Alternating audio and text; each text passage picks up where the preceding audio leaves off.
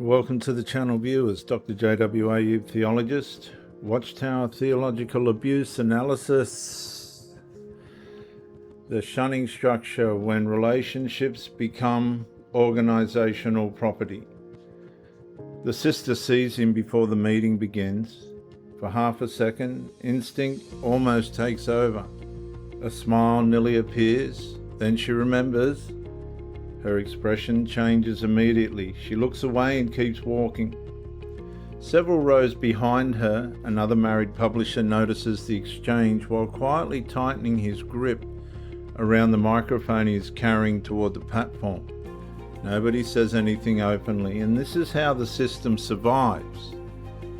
In the previous structure,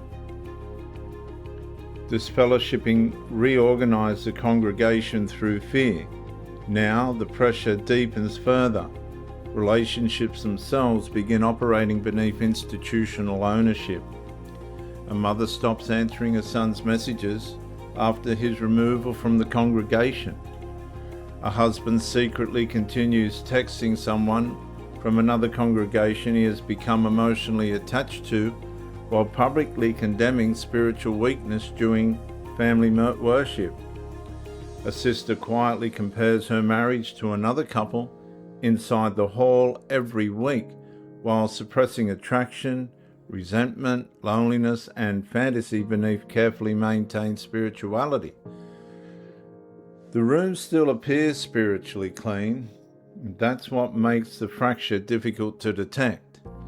Inside performance, governed institutional systems like the Watchtower working through kingdom halls and their propaganda, human attachment slowly becomes conditional upon organizational status, behavioral compliance, and visible spiritual alignment.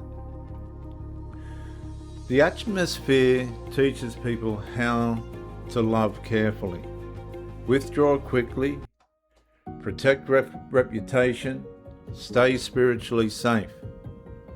And over time, affection itself becomes governed through fear of organizational consequence.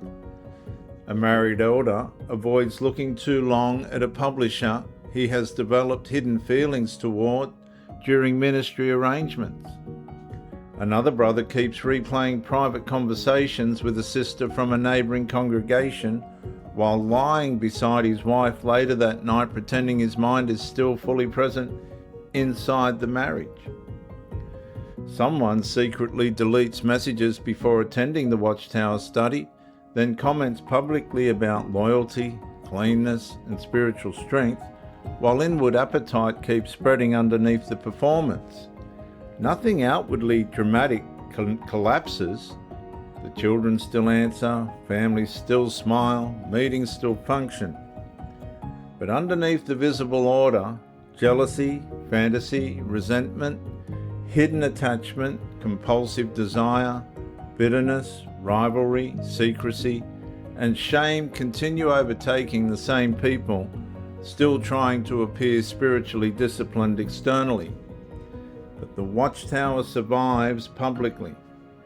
The real self keeps warring. It's warring privately underneath it. The Watchtower repeatedly reinforces restricted association, avoidance structures, loyalty-based relationships, disfellowshipping separation, and spiritually safe companionship patterns throughout congregation and family life. But the scriptural witness presses differently into the fracture.